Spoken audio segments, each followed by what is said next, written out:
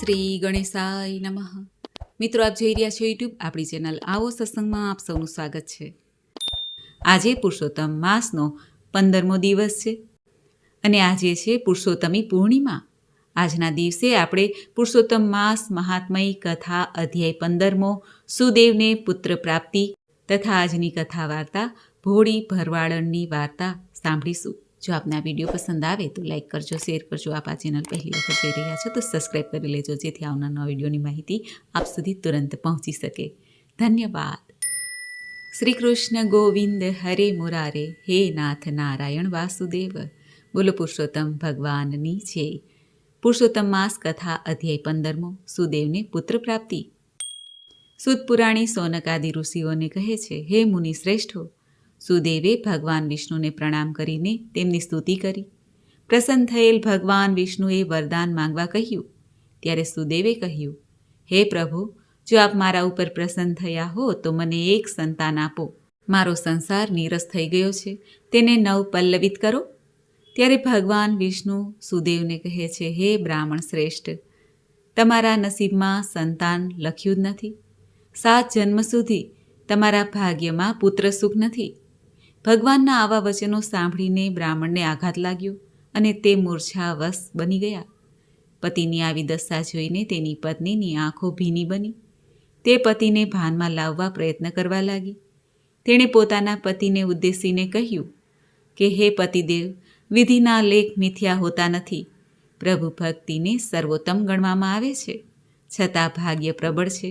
વિધિના લેખ ટાળવા ભગવાન પણ સમર્થ નથી. માટે તમે શોક દૂર કરો અને ઊભા થાઓ. ભગવાન વિષ્ણુ બ્રાહ્મણ પત્નીની આ વાતો સાંભળી રહ્યા હતા.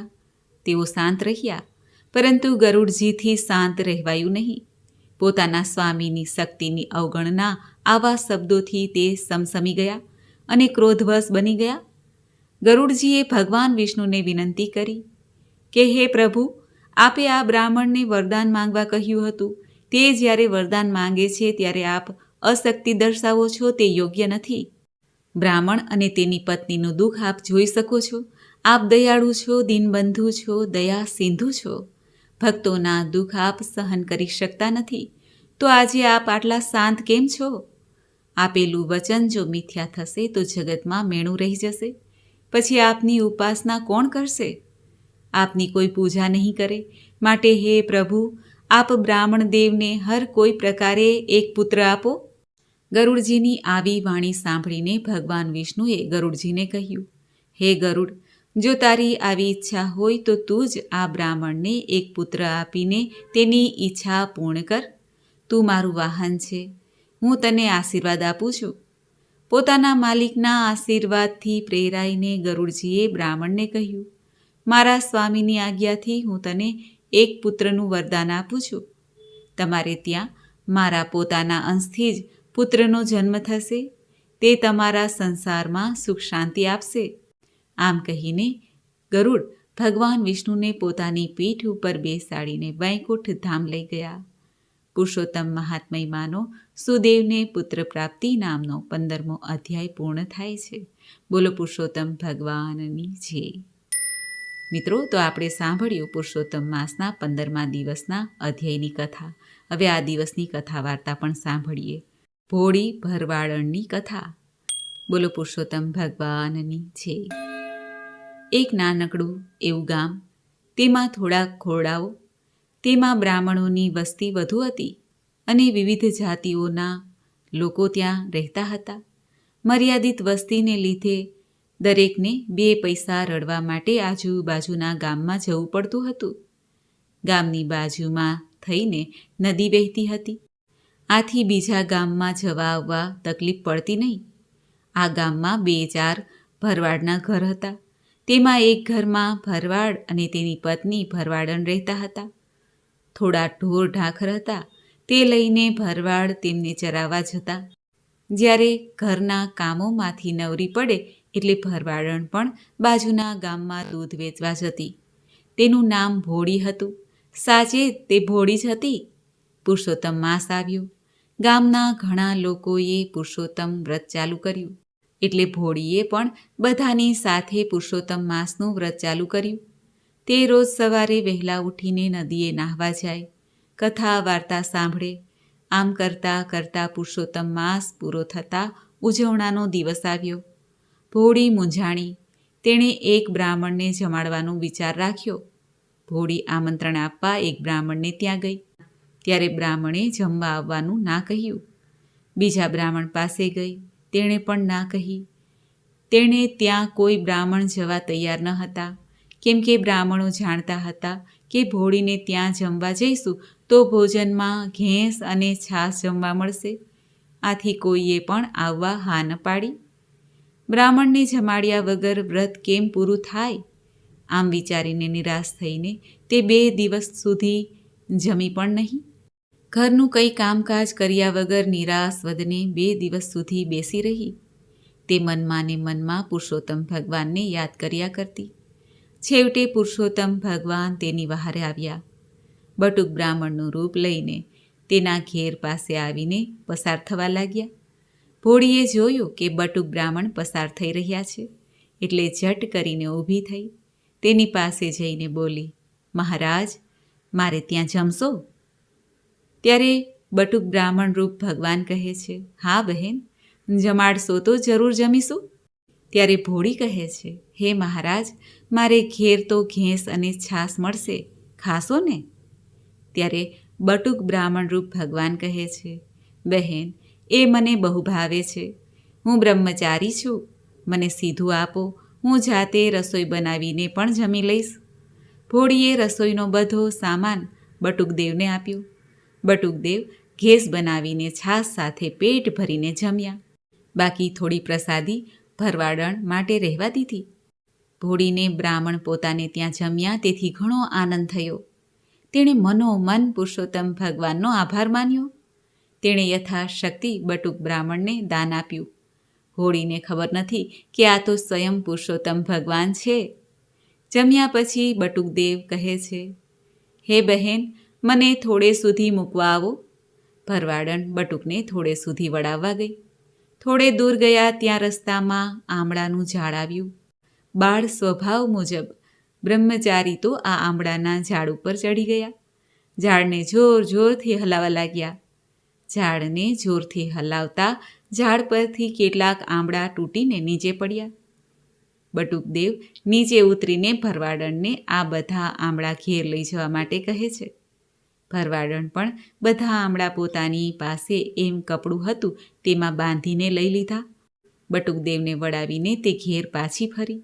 2 દિવસ સુધી તે ભૂખી હતી, તેથી તેને કડકડતી ભૂખ લાગી હતી. તેથી બટુકે રાખેલ પ્રસાદ લેવા વિચાર કર્યો. તેણે હાંડલીમાં જોયું તો ઘેંસને બદલે મિષ્ટાન બની ગયું હતું. આ જોઈને તે અચંભો પામી. તેણે કપડું છોડી આંબળા મૂકવા વિચાર્યું. આંબળા બધા હીરા બની ગયા હતા. ભોળીને ખ્યાલ આવી ગયો કે બટુક સ્વરૂપે આવનાર પુરુષોત્તમ ભગવાન જ હતા. મેં મૂર્ખીએ તેમને ઓળખ્યા નહીં. તે તો રોતા રોતા પ્રાર્થના કરવા લાગી, હે મારા વહાલા, હે પુરુષોત્તમ પ્યારા, મને તમારા ખરા સ્વરૂપના દર્શન દો, નહીં તો હું માથું પછાડી પછાડીને મોતને ભેટીશ. મારે આ બધું કંઈ જોઈતું નથી. મને તો તમે દર્શન દો, તો જ હું માનું. હું એવી આંધળી કે હું તમને ઓળખી ન શકી. મારી પર દયા લાવીને મને દર્શન આપો. ભોળીના આ અવલોપાતથી પુરુષોત્તમ ભગવાન સ્વયં ત્યાં પ્રગટ થયા. તેને દર્શન આપ્યા. ભોળીનો અવતાર સફળ થયો. હે પુરુષોત્તમ ભગવાન, તમે જેવા આ ભોળીને ફળ્યા એવા આપનું વ્રત કરનાર, કથા કહેનાર, કથા સાંભળનારને ફળજો. બોલો પુરુષોત્તમ ભગવાનની જય. તો મિત્રો, આપણે સાંભળ્યું પુરુષોત્તમ માસના 15મા દિવસના મહાત્મ્યની કથા, અધ્યાય અને વાર્તા કથા પણ સાંભળી. મને આશા છે કે આપને આ વિડીયો જરૂર પસંદ આવ્યો હશે. હવે આપણે સાંભળીએ આ દિવસનું સંકીર્તન. હારે વાલા અરજી અમારી, સુણો શ્રીનાથજી, લઈ જાજે તારા ધામમાં. હારે વાલા અરજી અમારી, સુણો શ્રીનાથજી, લઈ જાજે તારા ધામમાં.